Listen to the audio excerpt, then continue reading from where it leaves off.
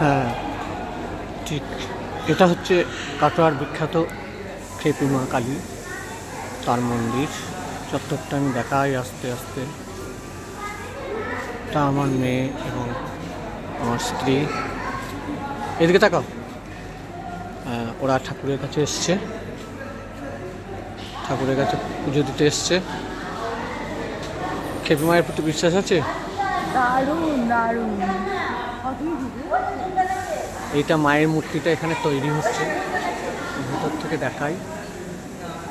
এই দেখুন পুরো চত্বরটা, এত বড় মন্দির, খুব সুন্দর করে সাজানো হচ্ছে।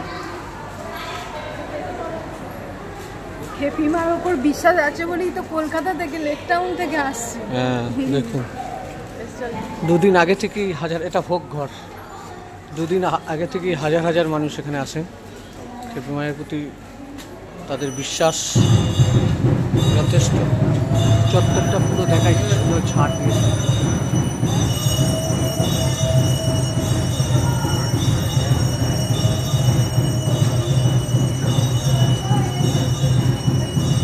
হ্যাঁ আমার মেয়ে চললো, ওরও খুব ভালো লাগে।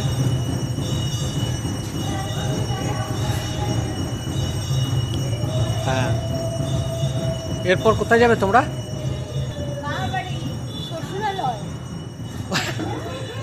বলছে মামার বাড়ি, মানে তোমার বাপের বাড়ি, আর তুমি বলছো শ্বশুরালয়।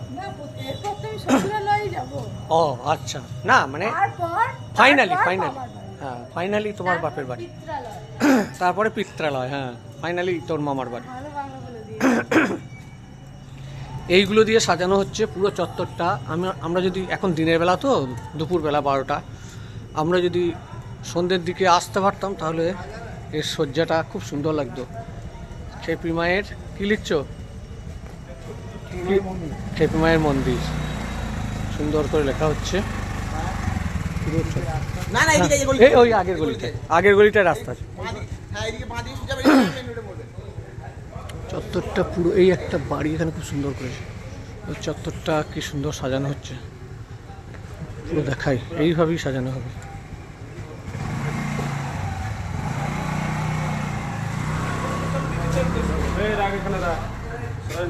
হ্যাঁ চল আমি যাচ্ছি।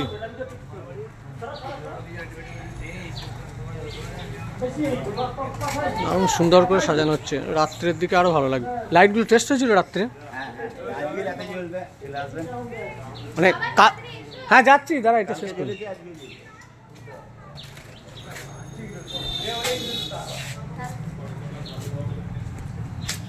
ঠিক আছে।